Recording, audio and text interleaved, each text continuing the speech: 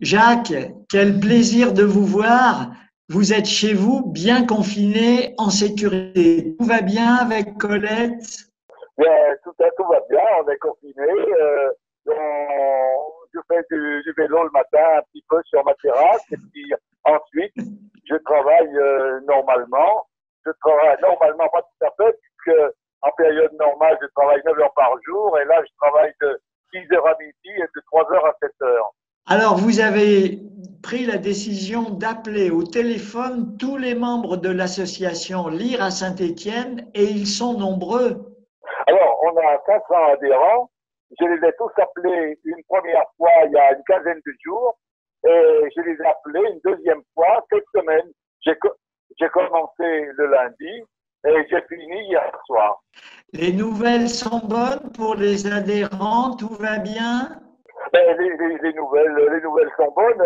Je les trouvais plus résignés la première fois et la deuxième fois, j'ai eu l'impression qu'ils étaient un petit peu agacés de voir qu'on faisait une réglementation spéciale pour les plus de 70 ans. Personne ne sait comment les choses vont évoluer dans les semaines qui viennent, mais l'association Lire à Saint-Étienne continue à être active et vous préparez bien sûr plein de projets.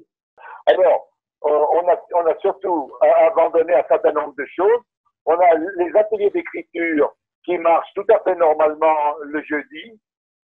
Et puis, pour le reste, on a un jeu que l'on fait avec le progrès et qui, lui, marche très bien. L'idée, c'était Vercingétorix et Napoléon ont eu une permission au paradis pour venir à la fête du livre de Saint-Étienne raconter.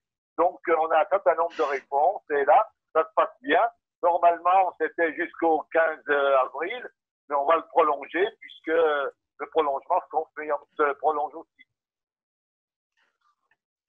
Alors, vous faites ce jeu avec nos confrères du Progrès, mais il s'agit de la fête du livre 2020 et bien sûr, on espère tous que cette fête pourra se dérouler dans les meilleures conditions. Eh ben, on espère, mais les Vercingétorix et Napoléon, ils sont venus déjà à la fête, donc je suppose que c'était une fête du passé.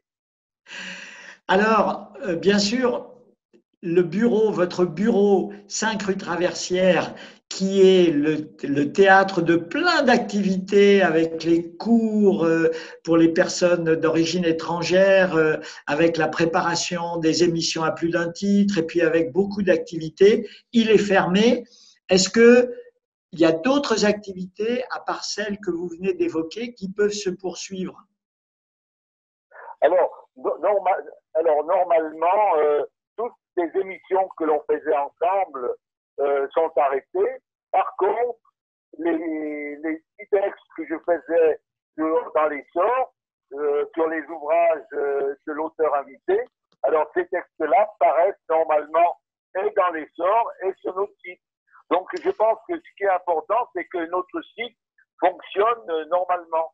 On fait Google, Lire à Saint-Étienne, et là, on a un site où il y a un certain nombre de pages et qu'on essaye de tenir à jour. Alors, ce site est effectivement très bien, très ergonomique, très agréable à consulter et de cette manière-là, la vie continue.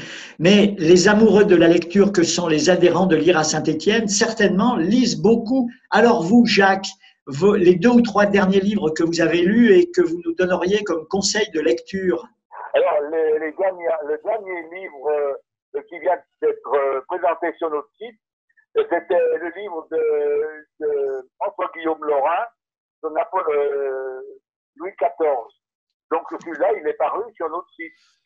Et puis le prochain, qui va paraître dans les jours qui viennent, puisque moi je l'ai envoyé déjà, c'est le livre d'André Buffard c'est un roman policier. Alors, j'ai lu, puisque je devais faire l'émission avec vous, le livre de Lorrain sur l'enfance de Louis XIV. C'est un livre très intéressant, vraiment passionnant pour les amoureux de l'histoire.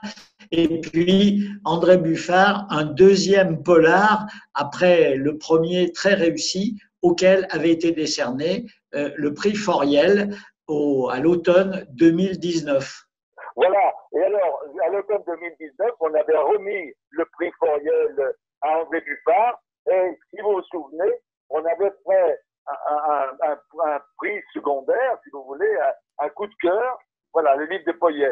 Ah oui, Et, la petite stéphanoise. Voilà. voilà. Et alors, ce qui est intéressant, c'est que j'ai eu Poyet plusieurs fois au téléphone et je lui avais parlé d'Émile Clermont. Et je lui avais expliqué ce qu'était Émile Clermont et puis que j'avais beaucoup d'éléments qui permettaient de faire une thèse éventuellement sur Émile Clermont. Et Poyet a été intéressé. Et dès qu'il pourra venir à Saint-Étienne, il récupérera tous les documents que j'ai sur Émile Clermont pour travailler sur Émile Clermont. Et ben voilà de beaux projets pour les jours qui viennent. Alors, Jacques, on remercie Jean-Marc Chazot qui est arrivé à faire qu'on puisse se voir et se parler. Merci aussi à votre épouse Colette qui s'est remarquablement bien débrouillée avec l'informatique. Et puis on se refera un petit coucou bientôt, Jacques. Très bien, comme vous voudrez. Parfait. Merci. Merci, Jacques. Au revoir. Et puis, voilà. Au revoir, Jacques. Merci. Au revoir.